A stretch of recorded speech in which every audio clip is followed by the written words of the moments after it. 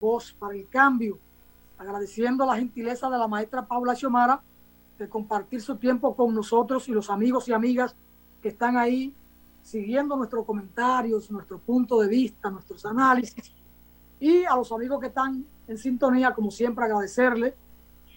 Siempre la mayoría de los que están ahí con nosotros son mujeres, siempre, aunque hoy hay bastante hombres en sintonía con nosotros. Estos son temas necesarios, maestra Paula Xiomara, el tema de la educación, porque sin educación no hay desarrollo. La educación es la que puede movilizar a un ente desde la extrema pobreza a un nivel o a un estadio de clase media o de cierto confort, de estabilidad. Y eso es básico, la educación. Ahora, cuando hablamos de educación, tenemos que hablar también de valores, porque no basta con que una persona consiga un título universitario de médico o de abogado o de ingeniero. Decía Abraham Lincoln que aquel abogado bien preparado, pero que no tuviera una base moral, se convertía en un azote para la sociedad. Es decir, cuando Abraham Lincoln hablaba de esa base moral, está refiriendo valores, está refiriendo principios de apego a la buena costumbre, de apego a la ley, a las tradiciones, a la ética, a respetar al otro, a la otra, a respetar las normas. Sin eso, una persona bien preparada se convierte en un azote. De ahí que nos encontremos entonces con políticos bien formados en términos académicos y muy conceptuosos, que elaboran buenos discursos, que son capaces de improvisar una buena prédica y sin embargo se descarrilan por el tema moral y terminan siendo abanderados de la corrupción o de la represión o de maniatar la justicia y son azotes para la sociedad. A eso se refería Abraham Lincoln. Ahora, hay que procurar que la educación sea en valores, pero los maestros normalmente hablan desde su perspectiva, la educación desde la escuela formal. Juan Francisco y yo, que no somos maestros formales, vemos la educación de manera más integral desde el hogar y desde los espacios sociales, los clubes. A mí me tocó trabajar muchos años en los clubes, en Dajabón, en mi Dajabón querido. Desde los clubes se puede aportar a una educación en valores, desde las iglesias. Entonces eso es fundamental, procurar hacerlo, maestra. Bueno, ahí le dejo con esta introducción la palabra para que hablemos un poco de valores que son fundamentales, necesarios para poder construir sociedades equilibradas, sociedades sanas, sin que haya un bombo por ahí azotando a un barrio o a unos barrios con armamento de alto calibre, con balacera permanente y extorsionando y asaltando. Maestra. Bueno, don Alfonso, usted hablaba de todos estos temas tan interesantes y a veces uno no puede dejar de ver algunos detalles de algunas realidades que nos tocan. Y cuando usted habla de violencia, nosotros decimos, caray, la forma desde la educación. La forma para contrarrestar esa violencia es mucha más educación, pero no cualquier educación en la cual te hagas un experto en ciencias, en lengua, en matemática, en historia. Una educación centrada, además de saber todo eso, porque es muy importante para la producción de bienes y servicios, además una educación centrada en valores. Entonces, eso está en falta en muchas de nuestras sociedades y hay que insistir para que en la nuestra eso sea mucho más evidente. Porque del tema que estábamos hablando ahorita y cuando hablábamos de la situación tan grave en la que está pasando Haití, falta mucha educación en todos los sentidos y falta mucha educación en valores, porque en ese caso no tendría, si hubiera bastante educación en valores, digamos, habría que fortalecer la educación y necesitamos educación de cualquier tipo, en el sentido de una educación académica, que aunque en ocasiones no sea integral, pero que el individuo sepa.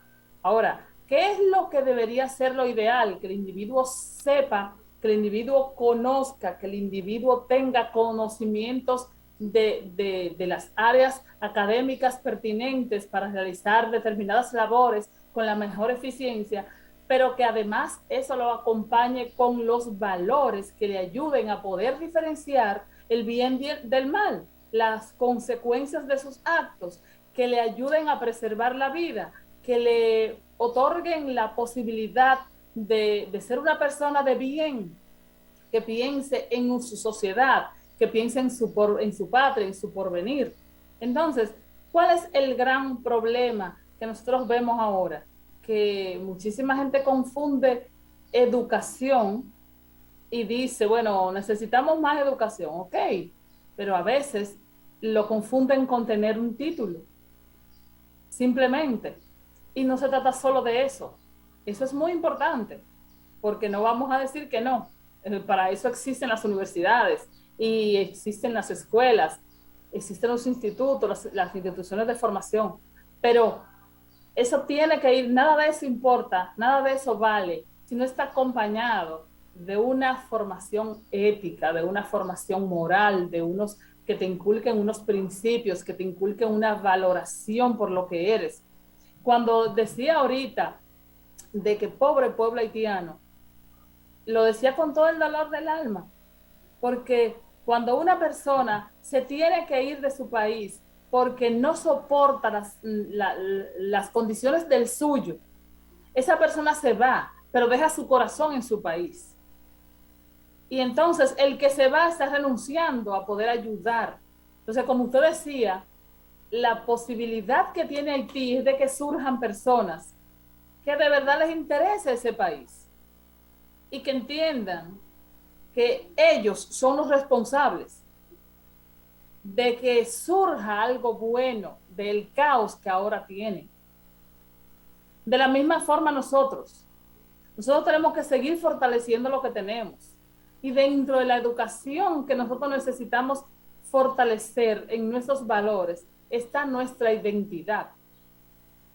Fortalecer lo que somos como país, fortalecer lo que somos como cada uno de nosotros, así como usted habla, como de Jabonero usted, como Neivera yo, pero como dominicana, para que esté por encima de todo ese sentimiento y esas ganas de no dejarlo todo, de no abandonar, sino de ver qué es lo que puedo hacer, qué puedo dar, cómo lo puedo hacer.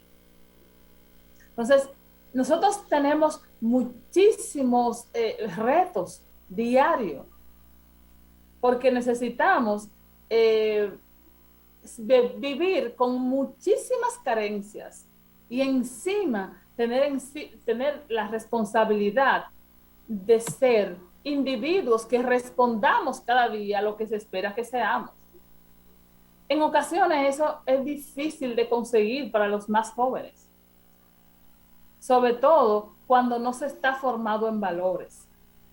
Entonces, esa formación en valores tiene mucho que ver con muchos factores, tiene mucho que ver con la escuela, y a veces la escuela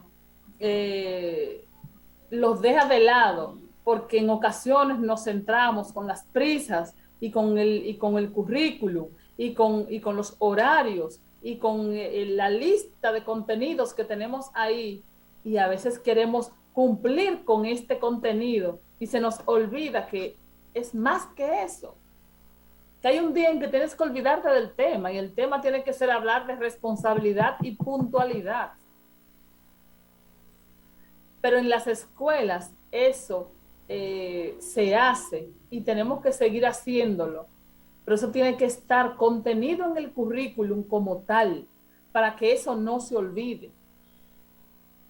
Hay unas asignaturas que han dejado de darse como tales y ha sido un error, nosotros lo hemos dicho aquí varias veces, que son las asignaturas de moral y cívica como tales, donde se hablaba de temas que ahora se dejan para que lo trate el docente como quiera, porque no es que no están ahí, los contenidos no se han eliminado, pero el hecho es que como están, para que el docente los trate como quiera y en el momento, porque se entiende que son temas transversales, pues habrá gente que no le da tiempo o que no los trata con el debido respeto. Nadie da lo que no tiene. Si el maestro o la maestra o el sacerdote o el abogado o el médico no tiene una formación íntegra, moral, que le venga de la familia, no puede darlo, independientemente de que el programa académico se lo pongan ahí. Si no le sale del corazón hablar de la patria, si no le sale del corazón hablar de la bandera, conociendo el origen de la bandera, cómo la concibió Duarte y cómo la tejieron Ana Concepción y las demás muchachas de aquellos años, si no conocen la historia de esto y no la interiorizan y no tienen ese amor patrio, no van a hablar de esas cosas, porque en educación hay que sentir lo que se está impartiendo. Por eso hay que predicar con el ejemplo, no es solo soltar el discurso. Yo conocí en los años 90 a un dirigente haitiano, un haitiano blanco, ahora mismo no recuerdo el nombre, pero era un dirigente de Batalla Obrera, un grupo político de Haití. Él no debe estar vivo, era un tipo joven en aquellos años, o sea, un poco más joven que yo en aquellos años, troquista, creo que sí, que era troquista. Y él planteaba el tema, a nosotros nos afecta para hacer la revolución haitiana la migración, porque cada vez que nuestros hombres jóvenes, nuestros obreros se van del país a trabajar en otra nación, sea dominicana, o sea Estados Unidos, Canadá o Francia, en esa medida nos debilitamos porque nos quitan la fuerza necesaria para la transformación de la sociedad. Nos llevan los proletarios, los que tienen en sí la responsabilidad histórica de hacer revolución. Era un pensamiento muy lúcido de aquel dirigente haitiano de Batalla Obrera. Voy a llamar a Chabela para que me recuerde el nombre. Un tipo muy lúcido, muy interesante, con el que conversé en muchas ocasiones. Entonces, en la medida en que un pueblo, en este caso Haití, saca a sus mejores hombres, a la juventud, o en el caso dominicano, la juventud nuestra que emigra, nos deja sin la fuerza necesaria para transformar este país. Es lo que están haciendo con Puerto Rico, porque también los países del norte, los países grandes, tienen tanque pensante, gente que piensa para ellos, estudia las sociedades en particular, las naciones y sectores determinados, y le indica qué hacer para evitar la posible articulación de grupos que puedan construir cosas diferentes. Y en el caso de Puerto Rico, han ido empujando a la juventud a que abandone la isla del encanto, porque son los que tienen que encargarse de hacer los cambios, porque solo la fuerza de la juventud, la motivación de la juventud, la pasión juvenil es la que puede motorizar cambios sociales, cambios históricos, hacer las rupturas históricas.